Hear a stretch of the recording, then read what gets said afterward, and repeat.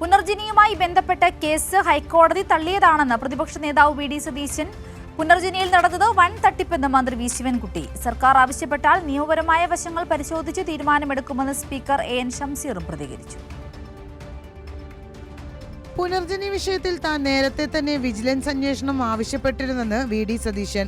മണപ്പാട് ഫൗണ്ടേഷന്റെ FCRI account സുതാര്യവും കൃത്യവുമാണെന്നും സതീശൻ പറഞ്ഞു. FCRI അക്കൗണ്ട് സൂക്ഷിക്കുന്നത് മണപ്പാട് ഫൗണ്ടേഷന്റെ, FCRI അക്കൗണ്ട് നോക്കുന്നത് സെൻട്രൽ ഗവൺമെന്റാണ്.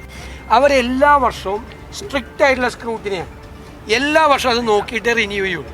മണപ്പാട് ഫൗണ്ടേഷന്റെ ഈ FCRI അക്കൗണ്ട് കൃത്യവും വ്യക്തവുമാണ്. കേസിൽ സർക്കാർ ആവശ്യപ്പെട്ടാൽ നിയമപരമായ വശങ്ങൾ പരിശോധിച്ച് തീരുമാനമെടുക്കുമെന്ന് സ്പീക്കർ എ എൻ ഷംസീറും പ്രതികരിച്ചു. ഇപ്പോൾ ഇതിൽ ഞങ്ങൾക്ക് റോളൊന്നുമില്ല. വിജിലൻസിന് ഡയറക്റ്റ് സ്പീക്കർക്കോ ലെജിസ്ലേച്ചറിനോ റിപ്പോർട്ട് തരാൻ സാധിക്കുന്നില്ല. വിജിലൻസിന് ഗവൺമെൻറ്റിന് കൈമാറാം. ഗവൺമെൻറ് തീരുമാനമെടുത്ത് ഗവൺമെൻറ് ലെജിസ്ലേച്ചറിന് ആവശ്യപ്പെട്ടാൽ ഞങ്ങൾ നിയമപരമായ വശങ്ങൾ പരിശോധിച്ച് തീരുമാനമെടുക്കും. കേസിൽ ഏത് അന്വേഷണത്തെയും നേരിടാൻ തയ്യാറാണെന്ന് മണപ്പാട് ഫൗണ്ടേഷൻ CEO അമീർ അഹമ്മദ്. വിദേശ വിനിമയ ചട്ടം ലംഘിച്ചിട്ടില്ലെന്നും പ്രതിപക്ഷ നേതാവ് പറഞ്ഞതിനെ തുടർന്നാണ് പദ്ധതിയുടെ ഭാഗമായതെന്നും അമീർ അഹമ്മദ് പറഞ്ഞു. 100% വേണമെന്നുള്ളതാണ് അഭിപ്രായക്കാരനാണ് ഞാനും. കാരണം എന്താ വെച്ചാൽ ഒന്നും ഒളിക്കാനില്ലാത്ത സാഹചര്യത്തിൽ ഇതുപോലെയുള്ള അന്വേഷണങ്ങൾ വന്നു കഴിഞ്ഞാൽ at least at the end of the day ആൾക്കാർക്ക് അറിയാമല്ലോ ഇത് വെറുതെ ആവശ്യമില്ലാത്ത ആരോപണങ്ങളും വിവാദങ്ങളും ഉണ്ടാക്കിയതാണെന്നത്. FCRIക്കൊക്കെ സ്റ്റേറ്റ് സെൻട്രൽ ഗവൺമെൻറ് ഹോം മിനിസ്ട്രിയാണ് FCRI നിയന്ത്രിക്കുന്നത്. അതെല്ലാം 3 മാസം കൂടുമ്പോഴും അതിൻ്റെ റിപ്പോർട്ട് കൊടുക്കണം. അതെല്ലാം ഞങ്ങൾ സുതാര്യമായി കൊടുക്കുന്ന ഒരു ഫൗണ്ടേഷനാണ്. പുനർജനിയിൽ നടന്നത് 19 കോടിയുടെ വെട്ടിപ്പാണെന്ന് മന്ത്രി വി ശിവൻകുട്ടി പ്രതികരിച്ചു. പ്രതിപക്ഷ നേതാവിനെതിരെ രാഷ്ട്രീയ ലക്ഷ്യം വെച്ചുകൊണ്ട് ഉദ്യോഗസ്ഥർ അന്വേഷണം നടത്തില്ലെന്നും ഇക്കാര്യത്തിൽ ബന്ധപ്പെട്ടവർ ഭയപ്പെടുന്നതെന്തിനാണെന്നും മന്ത്രി ചോദിച്ചു. ഒരു രാഷ്ട്രീയ ആയുധമാക്കേണ്ട കാര്യമില്ല.